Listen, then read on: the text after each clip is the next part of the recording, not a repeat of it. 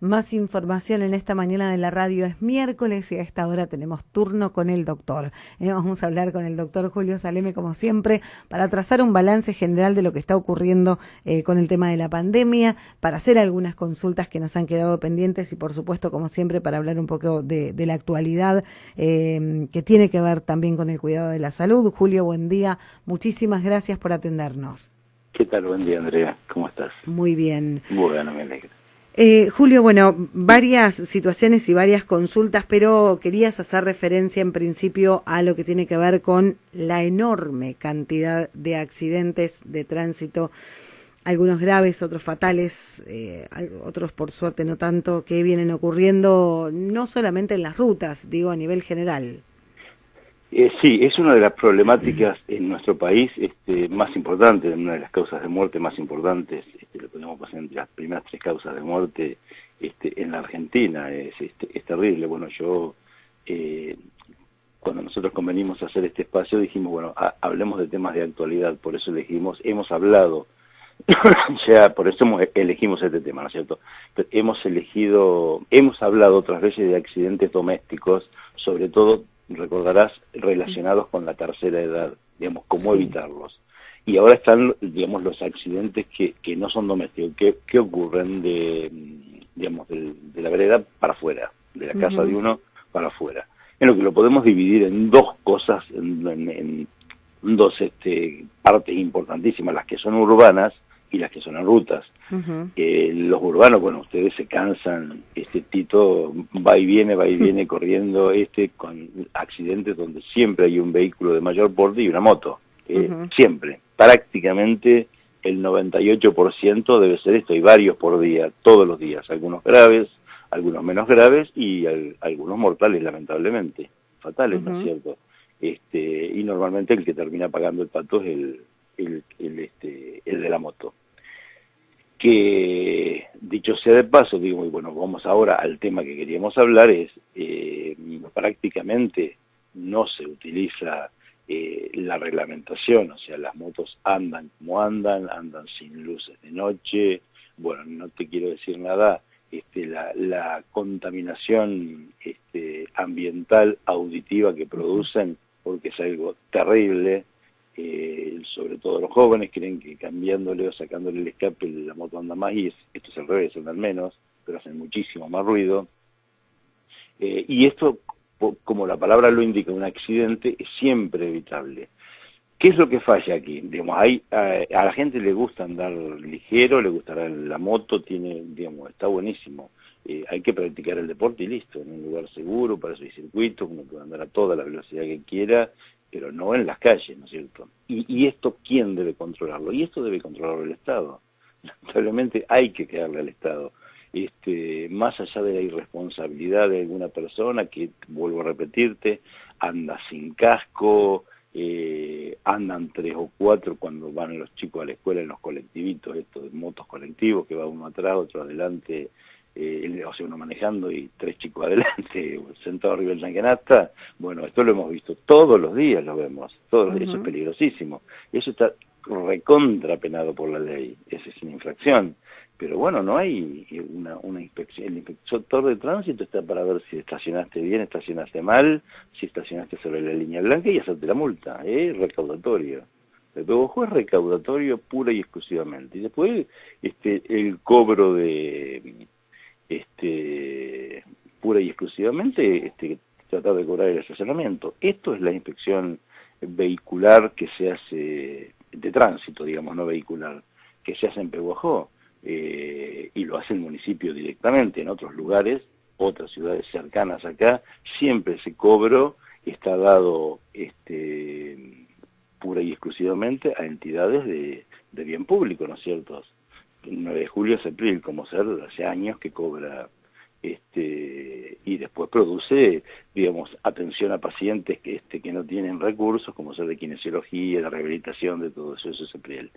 Y en otro lado tienen centros de jubilados, bueno, así. Acá tiene un fin recaudatorio. No has visto un agente de tránsito que no esté mirando si estacionaste muy cerca de la esquina, tapando la línea de cruce, o mal estacionado. Entonces no hay un control y no hay una educación vial se la debe hacer el Estado, inevitablemente. No hay otra figura que no sea esa, para evitar los accidentes, los permanentes accidentes, sobre todo, vuelvo a repetir, de motos, y que terminan siendo fatales muchos de ellos dentro de la ciudad.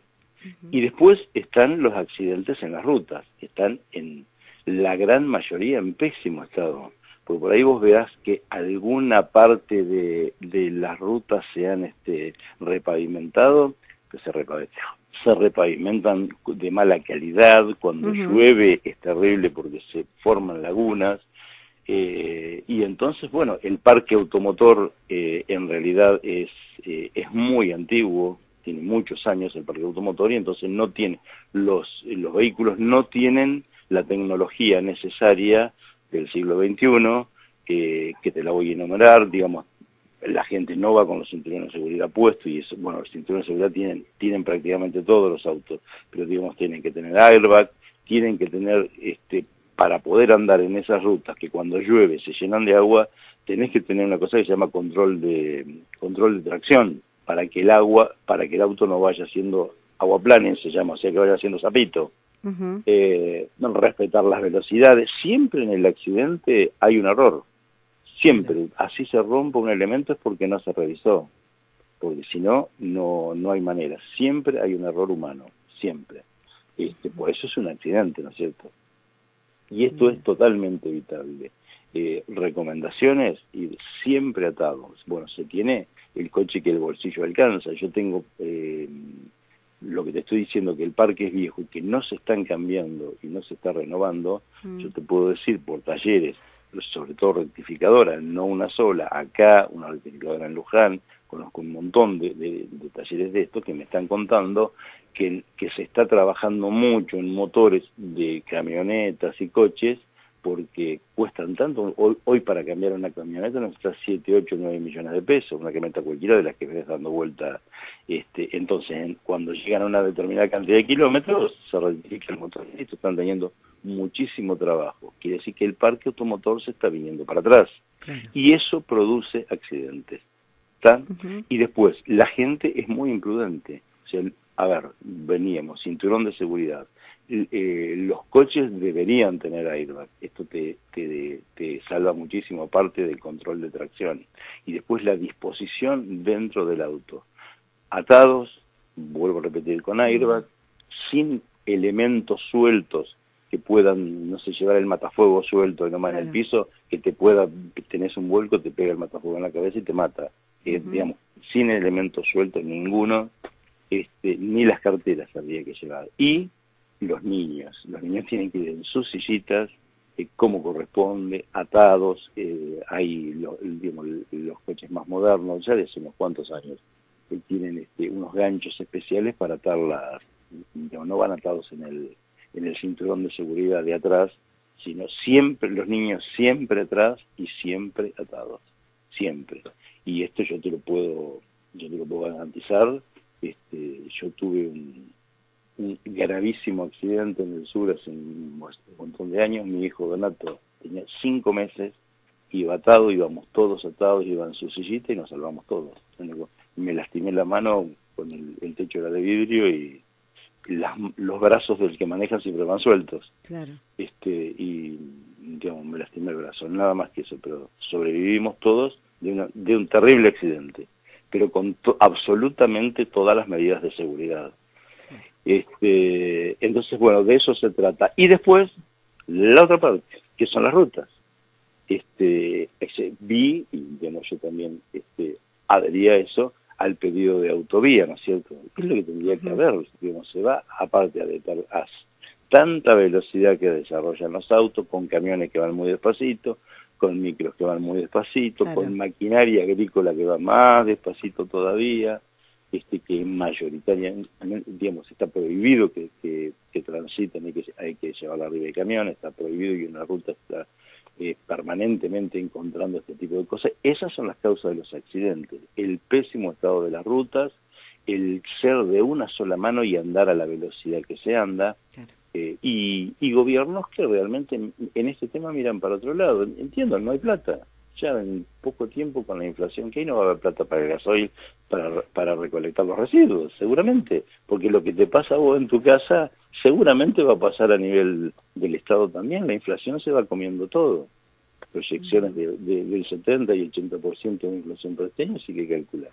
En el gobierno anterior se venía haciendo la autovía 5, que es de lo que estamos pidiendo, se hizo poner el puente bajo nivel allá en Luján, esa parte quedó la verdad extraordinaria, la conexión con el acceso oeste, se terminó eso y ya se venía haciendo entre Mercedes y Suipacha muchísima obra, toda lo que se llama obra de arte, que son puentes, alcantarillas, todas esas cuestiones ya se hicieron, se venía trabajando en el suelo y bueno, cambió de gobierno y no se hizo absolutamente más.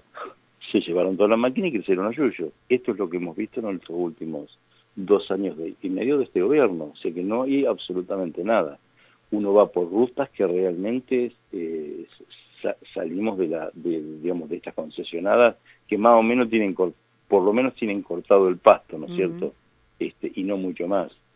En un primer momento, cuando en la época de Menem se transfiere a empresas privadas, el peaje era proporcionalmente más grande, aunque era poquita plata, era 2 pesos con 10, me acuerdo que costaba, eran $2 con 10 centavos en el 1 a 1.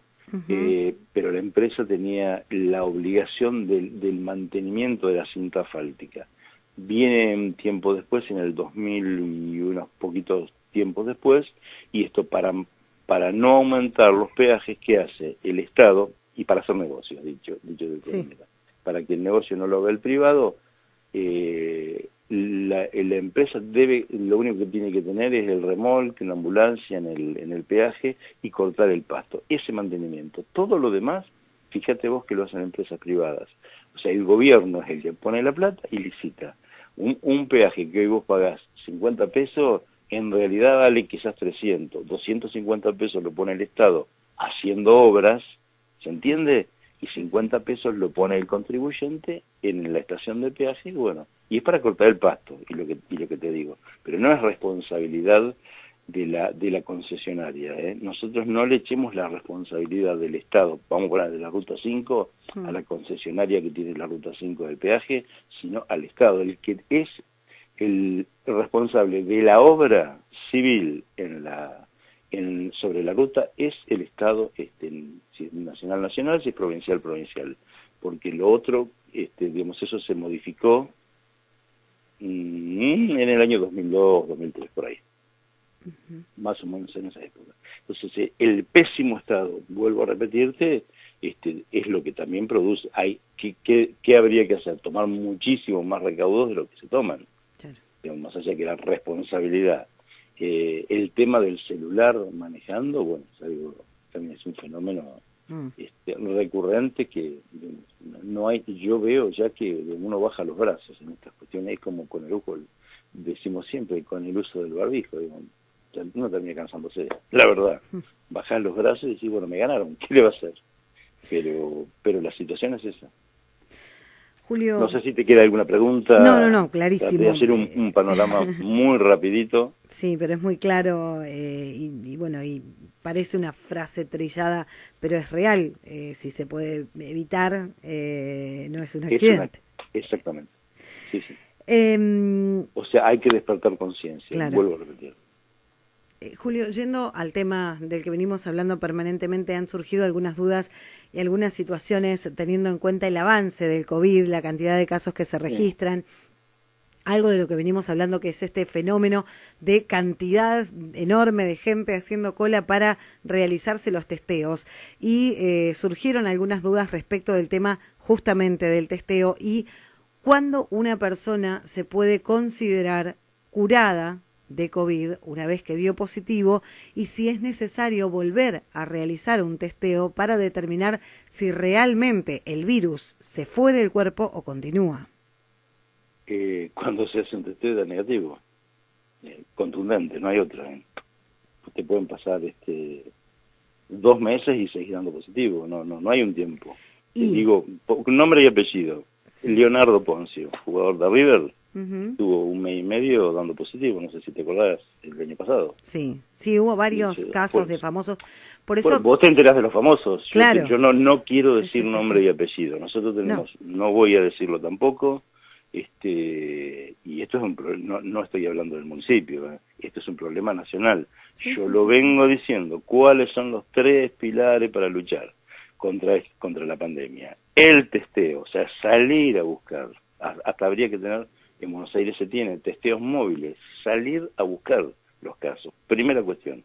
Y después ver que están negativos para dejarlos salir. Primera cosa. Hay un tiempo que recomienda la Organización Mundial de la Salud, que son 14 días. Esto es lo que recomienda la Organización Mundial de la Salud, y paso a decírtelo porque tenés 3 días aproximadamente, 3 días del periodo de incubación, digamos, es que uno se contagió, el virus anda ahí haciendo sus cosas dentro del organismo, pero todavía no se manifiestan ningún síntoma. Después de eso viene un periodo de 7 a 10 días donde uno tiene síntomas, en este caso tiene, resfrío, congestión, dolor de garganta, neumonía, fiebre, decaimiento, todas estas cuestiones, y después viene el periodo ahí ya llegamos a 10 días prácticamente, de enfermo, 7 a 10 días. Y después viene el periodo de resolución, cuando uno se empieza a curar. No se cura de hoy me acosté enfermo, mañana estoy sano. Lleva 4 o 5 días curarse, como todo, como todas las enfermedades. Cuando uno, la varicela, uno tiene el periodo de incubación, aparecen las vesiculitas, y cuando las vesiculitas se empiezan a secar, uno dice ya está en el periodo de resolución, y sigue enfermo y sigue contagiando. En este caso, cuando estamos hablando, y sobre todo estamos hablando que se hacen test, que no tienen la sensibilidad que tiene el PCR, que es lo que habría que hacer, sino que se hacen test de antígenos, el test rápido. Sí. Que hay muchísimos falsos positivos, que tiene, digamos, conozco mucha gente que hoy le da negativo, dentro de 3 o 4 días le da negativo, y 2 días después le dio positivo. Y estaban enfermos, y daban negativos. Te digo, conozco casos. Nosotros, yo trabajo en hemodiálisis. Claro. Tenemos turnos enteros con 2 pacientes contagiados, todos los pacientes aislados, todos, el 100%. Por eso yo te digo, vamos llevando un control y cómo se le da de alta. En esta última guardia, ¿no? El jueves pasado, no porque dice el lunes también, en la del jueves pasado, tengo una señora que creíamos que estaba curada, nos dio positivo. Claro.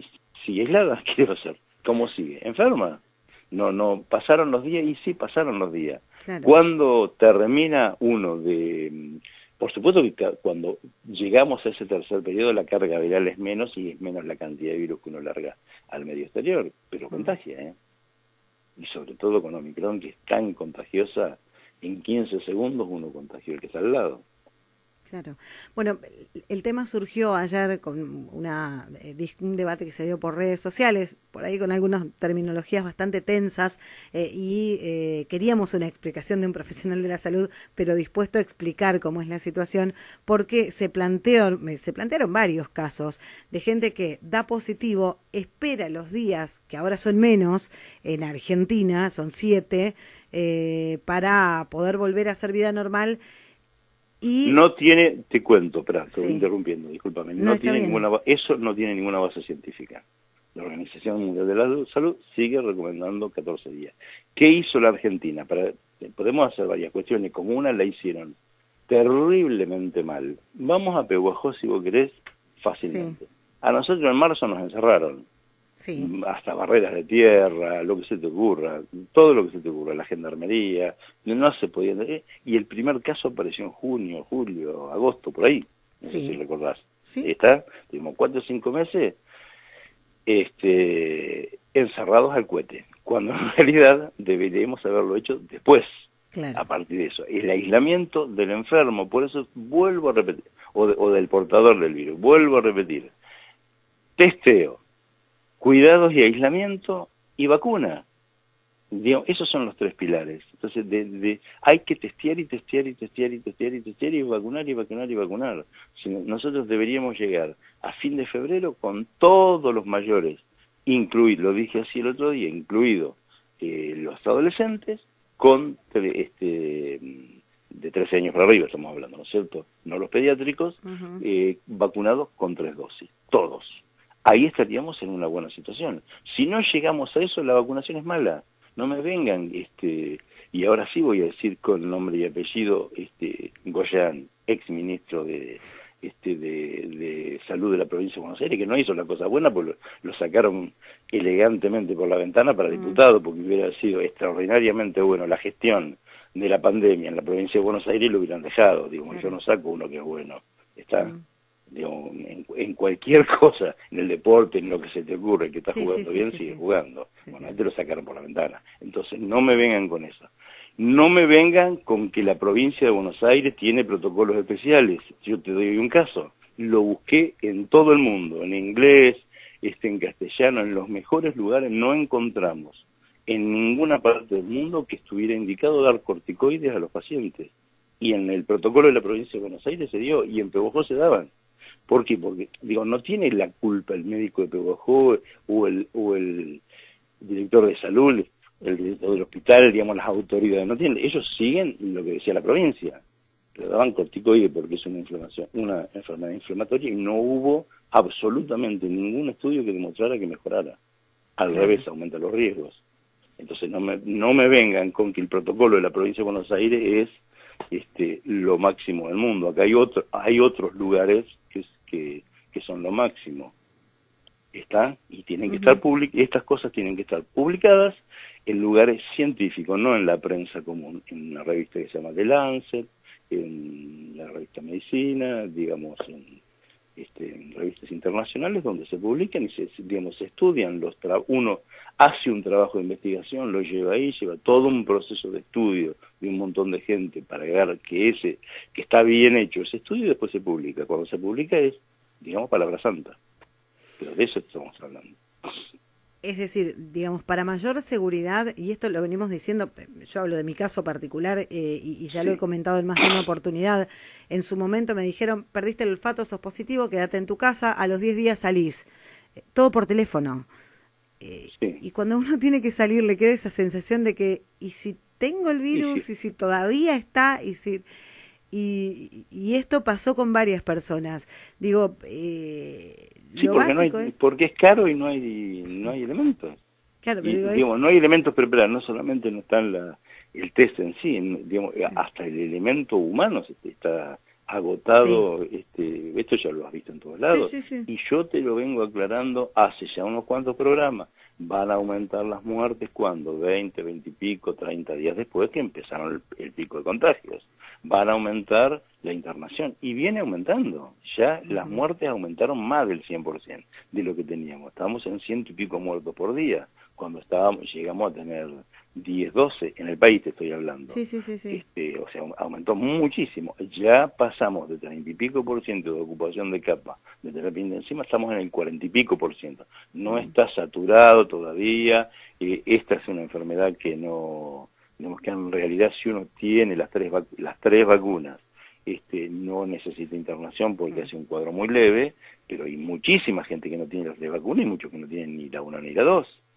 Muchos con uno solo. Yo, digamos, conozco gente, Entonces, todo eso va a terminar internado y va a terminar saturado y termina cansando el personal también. Entonces, no tenés el modo. Por eso que se pedía la liberación de que uno pueda comprar su test en la farmacia y testearse. ¿Por qué te parece que es? Para saber que estás negativo y podés andar.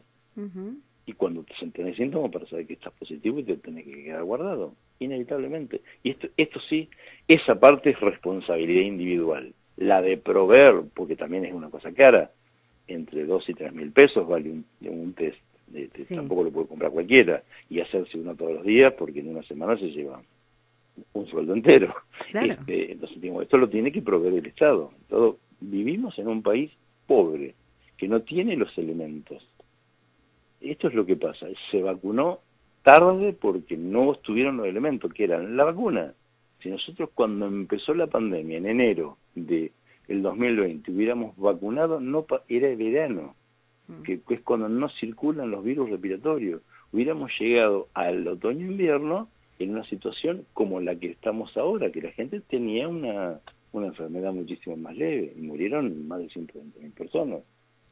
Pero por ese motivo, ahí esto es como un accidente prácticamente. Hay Digo, hay un error humano, ¿me entendés? Sí, Digo, sí, ¿qué sí. son? Malas políticas.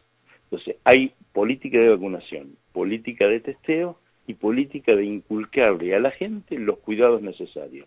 El tapaboca, el distanciamiento, el aireamiento, en verano también, porque uno se pone con el aire acondicionado y deja todo cerrado, digamos, cuando uno va en coche tiene que tener una ventanilla abierta, hay que ir, cuando uno va en coche con alguien, por supuesto, Sí.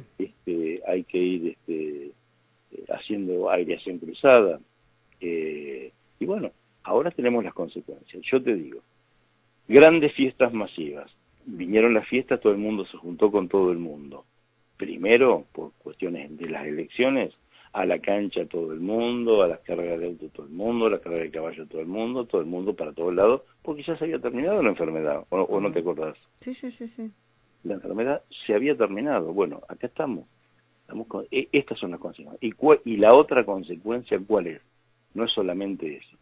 Otro pilar fundamental es que no se testea y entonces la gente sale positiva a la calle, ¿está? Y sale contagiando. Está los 7 días encerrados, te recomiendan hacer 3 más de unos cuidados ahí, que la gente no Sí. los cumple. No, ¿Qué son esos cuidados? No están ni siquiera explicados. no. O te quedas adentro o salís. Y si salís, ¿qué son los cuidados de no contagiar? Digamos, en realidad lo que te están diciendo son 7 días más 3. Sí, 10 días. Son 10 Para días. todo el mundo. Digamos, esto es lo que sería, pero para achicarlo un poquito más. ¿Eso para qué lo intentaron hacer en la Argentina? Para no irme lejos, por eso dije lo de que nos encerraron en marzo, Sí. y acá el primer caso apareció en agosto. Nos tuvieron encerrados de gusto, cuando debería haber sido después que estaban los casos. Porque hay que hacer lo que se llama aislamiento, no encerrar. Como se hizo tan, pero tan mal, pero horriblemente mal, entonces dijeron, este año no podemos hacer lo mismo. ¿Qué hacemos para no cerrar los negocios, para no cerrar, bueno, las escuelas justo es verano, para no cerrar todo, achicamos esto para que la gente no falte? Porque yo te digo, al viernes de la semana pasada, el 25% de los operarios de la construcción, datos nacionales, 25% de ausentismo por COVID, el 20% en el comercio y la industria. Se estás hablando de que la fuerza, más que jueves y viernes dieron asueto a las oficinas nacionales, ¿está? Aparte de eso, digamos, eso era por el tema del calor, pero no es nada, digamos, el país estuvo parado, más o menos, si vos le agregas eso, estuvo parado prácticamente un 35 o un 40% de la masa trabajadora. O sea que en realidad estamos más o menos igual. ¿Se entiende lo que quiero decir? Sí. Digamos, el hecho de haber acortado el plazo de aislamiento de los pacientes y no testearse, posteriormente uno larga enfermos a la calle, pero que dice, bueno, pero tengo los negocios abiertos, entonces el gobierno cree que la gente no putea tanto. Esta es la realidad. Las cosas, ¿cómo dice el eslogan que dicen? Las cosas como son. Las cosas como son. Las cosas son así. Julio, bueno, pues justamente digo, y para que quede claro, lo básico sería que una vez que una persona da positivo, cumple con el aislamiento, terminado ese plazo, se vuelva a testear. Debería testearse nuevamente, sí. Hay distritos que lo hacen. Claro. En Buenos Aires, en Cava, va y se testea nuevamente. Y si te da negativo, listo. Pero tiene que ver... Pero si te da positivo, seguís siendo una persona que tiene el virus, que contagia. Tiene el virus encima. Digo, Leonardo Poncio, acuérdense, claro. Por eso digo un alguien conocido y que lo conoce todo el mundo. No pudo jugar. No podía concentrar. Digamos, y se testea en los lugares más o menos, digamos, importantes y que quieren seguir como ser. En el automóvil, en Argentina, bueno, y en el mundo también, en la Fórmula 1, fíjate que varias veces van a entrar y aparte con PCR, digamos, todo el mundo tiene que ir con PCR, la gente de los equipos, que son miles, se testean ahí en el autódromo, no hay que venir con el certificado que puede ser bueno, puede ni ser siquiera con síntomas. No, se testea ahí, el que da positivo a casa, no entra.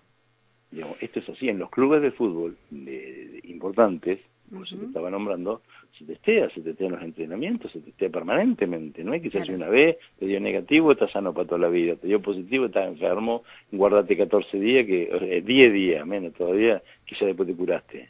No es así. Si en eso, vos porque te crees que son tontos y tienen ganas de tirar la plata, ponerle los clubes de fútbol, no, lo controlan permanentemente hasta que te curás. Claro. Y te digo más, y vuelvo a repetir, test rápidos que no son sensibles como el PCR, o sea, de positivo a negativo, de esto habla la sensibilidad, es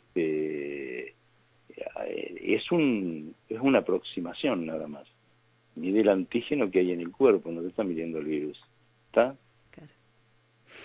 Julio, como siempre, te agradecemos. El PCR, digo, ya que estamos... Sí. El PCR lo que hace es busca una proteína del virus, entonces encuentra el virus en realidad. Claro. Es la famosa proteína de las películas y esas cuestiones. Lo hemos explicado un montón de veces. Bien, no sé si he sido claro, fueron muchos temas y muy rapidito, pero difíciles de compactar. Sí, claro, como siempre, y por supuesto vamos a estar agendando todas las consultas que vayan surgiendo, porque vuelvo, lo importante es brindar la información, explicarle a la gente, porque es la gente la que tiene que cumplir con las medidas. Ni más ni menos. Que si no las entiende, es muy difícil que las cumpla. Exactamente. Muchísimas gracias. Hay una, digamos, ¿por qué tiene uno que saber si uno está enfermo o no está enfermo? Con esto termino. Francisco de Narváez, con quien trabajé, me enseñó esto. Lo que no se mide, no se maneja. Me decía siempre. Él decía por las encuestas. Claro. Pero lo que no se mide, no se maneja. O sea, como no se mide en Argentina, vos calculale acá, con el alto positivismo que tiene los test, que hay días que han llegado al 80%, cuando máximo debería ser el 10%, se calcula la cantidad mayor de test que habría que hacer. O sea, no se está midiendo. Lo que no se mide bien no se maneja. O sea, esto está inmanejado. No me vengan a hablar de política de salud porque no está manejado. Claro. Porque como poco no se midió, no se sabe dónde estamos. Si acá, si en Pehuajó te dicen que hay 1.100 y pico casos, lo que se te ocurra, multiplicarlo por 7. Hay 7.000 enfermos dando vuelta en Pehuajó. Y esto te lo corrobora que vos siempre...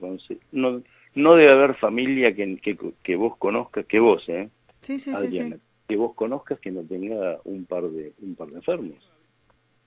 No debe haber familia. Entonces, bueno, hay 6.000-7.000 casos en Pehuajó. Esta es la verdad de la milanesa, como dicen en mi barrio.